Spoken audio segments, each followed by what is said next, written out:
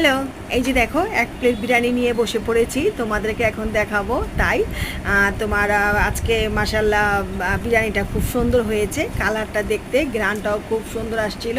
তো বিরিয়ানি খেতে যেহেতু বসেছি, তাই এখানে কিন্তু আমি অনেকগুলি লেবু নিলাম, তোমার কুচি করে সালাদ নিয়েছি, আর হলো আস্তে আস্তে গোল গোল করে কাটা শসা সেটাও নিয়ে নিয়েছি, আর লবণ নিয়েছি। তোমরা হয়তো জানো আমি একটু এক্সট্রা লবণ খাই খাবারের সাথে, সব সময় একটু অল্প স্বল্প একদম সামান্য একটু লবণ আমার কাছে একটু দিয়ে খেতে আমার ভালো লাগে। ও সেটা কিন্তু একটা খারাপ বদ অভ্যাস আলগা লবণ খাওয়াটা। তো যখন পিছন থেকে করতেছিলাম ভাবলাম যে না, তোমাদেরকে চেহারাটা দেখাই, সেই জন্য ক্যামেরাটা ব্যাক সাইডটা অন করে দিলাম যে আমি খাচ্ছি এটা দেখানোর জন্য। তো তোমরা যারা আমার ভিডিও দেখো তারা তো মাশাল্লাহ আমাকে চেনো। আর হলো এই দেখো এখন হলো সুন্দর করে আলতোভাবে মেখে খাচ্ছি।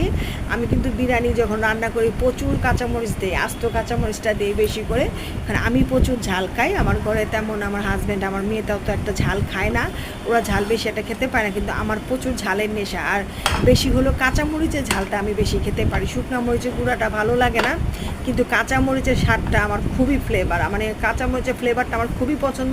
কাঁচামরিচের স্বাদটা আমি খুব পছন্দ করে খাই। তো বেশিরভাগ আমি তোমার মাছ ভুনা করলেও তোমার কাঁচামরিচ দেবো, ভাজি ভর্তাতেও সুন্দর করে কাঁচামরিচটা বেশি দেবো। এই সমস্ত কাঁচামরিচগুলি সব আমি খাই। ডালে যে রান্না করি ডালের মধ্যে ওই কাঁচামরিচগুলো আমি ডলে খাই, ওরা খায় না। আমার মেয়ে আর আমার হাজব্যান্ড কাঁচামরিচের ঝালটা পছন্দ করে না, কিন্তু আমি প্রচুর কাঁচামরিচের ঝাল পছন্দ করি, কিন্তু কাঁচাটা আবার চাবাই আমি খাইতে পারি না, রান্না করাটা খেতে পারি। তো এই দেখো বিরিয়ানি কিন্তু আমার মাশাআল্লাহ অনেক স্বাদ হয়েছে, খুব ভালো লাগলো খেয়ে। তো এখন লেবুটা নিয়ে নিলাম, লেবুর ছোকলাটা খাবো। কামড়িয়ে কামড়ে লেবুর ছোকলা দিয়ে আমার খেতে খুব ভালো লাগে। লেবুর রস দিয়ে আমি খুব কম খাই, কিন্তু লেবুর ছোকলাটা সমস্তটা খেয়ে ফেলবো। শেষে যখন তোমার রসটা থাকবে, শেষে হলো আমি পোলাও খাওয়ার পর যখনই হবে ওটা খাবো।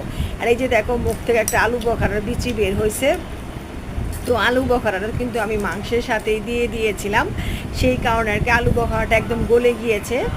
প্রথমেই দিয়ে দিয়েছিলাম পেঁয়াজের সাথে, মশলার সাথে আলু বখারাটা তখনই প্রথম দিয়ে দিয়েছিলাম, সেই কারণে একদম আলু বখারাটা গলে একাকার হয়ে গিয়েছে, আর একদম বিচিটা বের হয়েছে, মুখে গিয়ে লেগেছিল, বের করে দিলাম। আর এই যে দেখো আলুগুলি কিন্তু মাশাল্লাহ ভালো গলছে, কারণ হলো প্রথম আমি তেলে লবণ দিয়ে ভেজেছিলাম সেই কারণে। আর হলো মাংসটাও মাশাল্লাহ অনেক ভালো গলছে, অনেকক্ষণ তোমার জাল দিয়েছিলাম। শক্ত হলে আবার আমার হাজব্যান্ড খেতে পছন্দ করে না, তার আবার বেশি শক্তটা ভালো লাগে না। সে বলে মাংস এমনভাবে রান্না করবা যেন আলতোভাবে একটা ধাক্কা দিলেই যেন মাংসটা খুলে যায়, ওই মাংসটা দিয়ে বিরিয়ানি খেতে ভালো লাগে। বেশি শক্ত হলে দাঁত দিয়ে টানতে হয়, সেটা পছন্দ না। তো যদি বন্ধু তোমাদের ভালো লাগে তাহলে সাবস্ক্রাইব করে পাশে থাকবে। আলহামদুলিল্লাহ।